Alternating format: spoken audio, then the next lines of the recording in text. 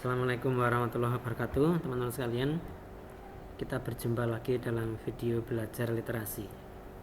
Seperti biasanya pada video ini kita akan belajar berliterasi, membaca, menandainya dengan stabilo dan membuat kesimpulan. Untuk itu silakan dipersiapkan dulu peralatannya, stabilo dan alat tulisnya.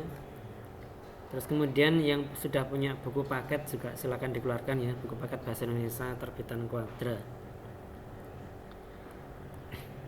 Nah, kita masih akan melanjutkan bahasan sebelumnya ya, bab 1 bahasa Indonesia kelas 8 ya, yaitu teks laporan hasil observasi.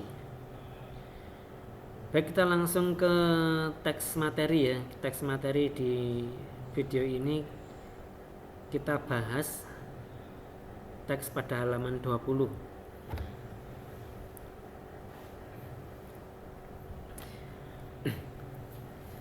Sudah ketemu? Baik, mari kita baca dan kita tandai. Nah, bahas apa ini? Bahas bentuk teks laporan hasil observasi. Bentuknya apa saja? Ada yang dalam bentuk berita. Sebentar, saya belum buka ini ya. Nah, ini. Ada yang dalam bentuk berita, itu dilaporkan sebagai peristiwa. Ada yang juga bentuk teks laporan,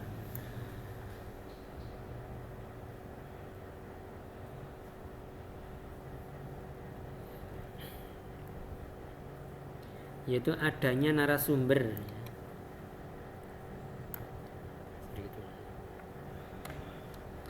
Terus kemudian paragraf kedua bahas apa ini? Paragraf kedua bahas jenis paragraf. Jenis paragraf yang digunakan pada teks laporan hasil observasi. Paragraf apa aja? Paragraf deskripsi ya, dan paragraf apa? Apa ini?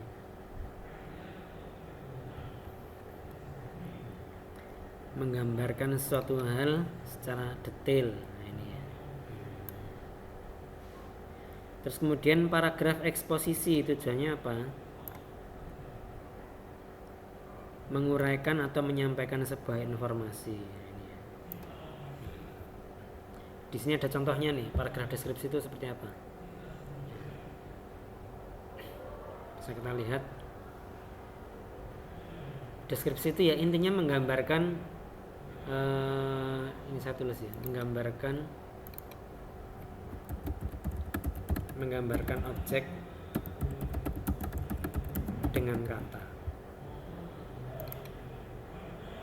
Kalau eksposisi mengungkap informasi yang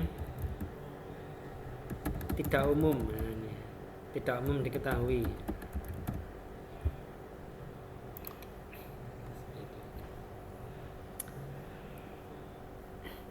Baik, kita lanjutkan ke teks berikutnya yang ada di halaman berapa ini? Halaman 22 ya. Nah, ini bahas apa ini? Bahas tanda baca yang harus kita perhatikan ketika menulis teks laporan hasil observasi. Nah, sekarang pertanyaannya, apakah hanya teks hasil observasi aja yang pakai tanda-tanda ini? Pakai tanda baca ini? Kan enggak ya, semua teks ya. Tapi khusus pada teks ini kebetulan dibahas itu aja ya. Tanda apa aja? Tanda titik ya. Kalau yang ini sih kayaknya nggak perlu dijelasin ya. Tanda titik, tanda koma, titik 2, ini sudah umum ya. Tanda titik koma, nah ini yang nggak umum nih. Fungsinya apa titik koma nih? Kita lihat contohnya ya. Rasa buah naga kuning lebih manis, rasanya lebih segar. Ada titik koma di sana. Apa ini? Kira-kira menurut kalian apa yang membuat titik koma bisa berada di situ? Iya, jadi titik koma di situ fungsinya adalah menggantikan konjungsi. Jadi kita kasih keterangan. menggantikan konjungsi. Titik koma itu fungsinya salah satunya adalah menggantikan konjungsi.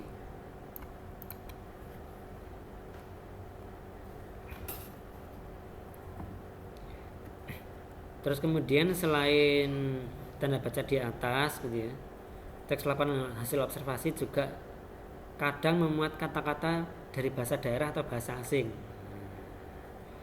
Nah, kalau memuat kata-kata dari bahasa daerah atau bahasa asing, nulisnya bagaimana? Nulisnya ditulis miring ya. Penulisan kata yang berasal dari bahasa daerah atau asing ditulis miring atau huruf miring. Bila kita belum punya padanannya ke dalam bahasa Indonesia ya. Contoh online nah ini ya. Kalau online ini udah ini harusnya nih, yaitu apa, daring.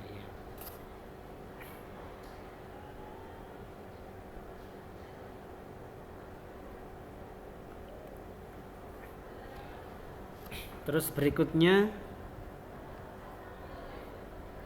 ini langkah-langkah menyusun teks laporan hasil observasi ya. Ini nggak ada judulnya ya, kita tulis ya. Langkah menyusun teks laporan hasil observasi. Langkah pertama apa? Langkah pertama menemukan topik terlebih dahulu. Langkah pertama temukan topik. Yang kedua observasi. Yang ketiga catat. Yang keempat masukkan data ke dalam tulisan. Terus kemudian paragraf pertama jangan lupa berisi penjelasan umum. Paragraf kedua berisi deskripsi terperinci. Dan paragraf terakhir berisi kesimpulan sesuai dengan struktur yang kita bahas pada video sebelumnya. Baik, insya Allah itu teman-teman sekalian. Kita terima kasih atas perhatiannya. Kita akhiri dengan membaca alhamdulillah. Sampai ketemu pada video berikutnya. Assalamualaikum warahmatullahi wabarakatuh.